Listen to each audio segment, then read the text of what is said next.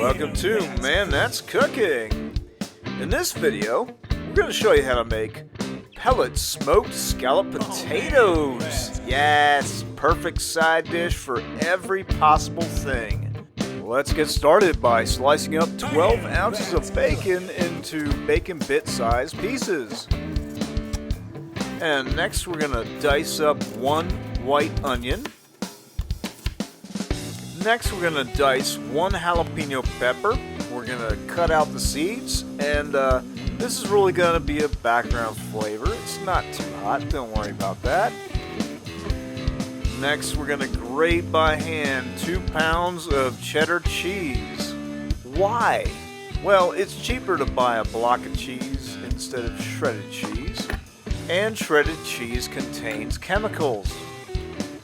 So we're going to put the burner on medium, and we're going to put our bacon bits into a frying pan, and we're going to start frying them up. And after about 5 minutes or so, you want to use a baster to pull out some of the grease. But we're going to leave some behind because we're going to use that to fry up the onions and the jalapeno.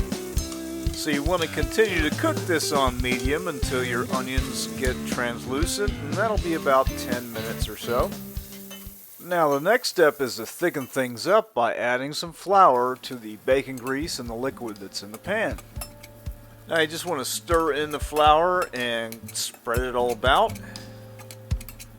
And once you get it evenly dispersed, it's time to pour in the cream.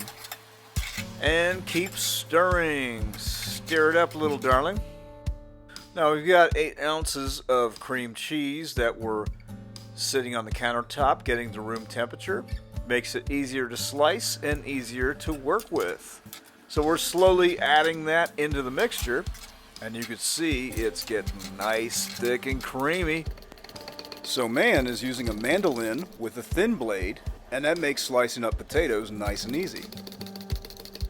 And he's adding the slices into a bowl filled with water so that the potatoes don't turn nasty brown.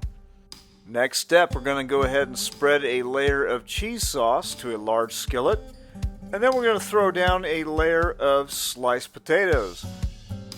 And next we're going to add some of our cheese sauce, and ours got really firm because, you know, we're filming a video, we let it sit for too long, blah blah blah, but that won't happen to you.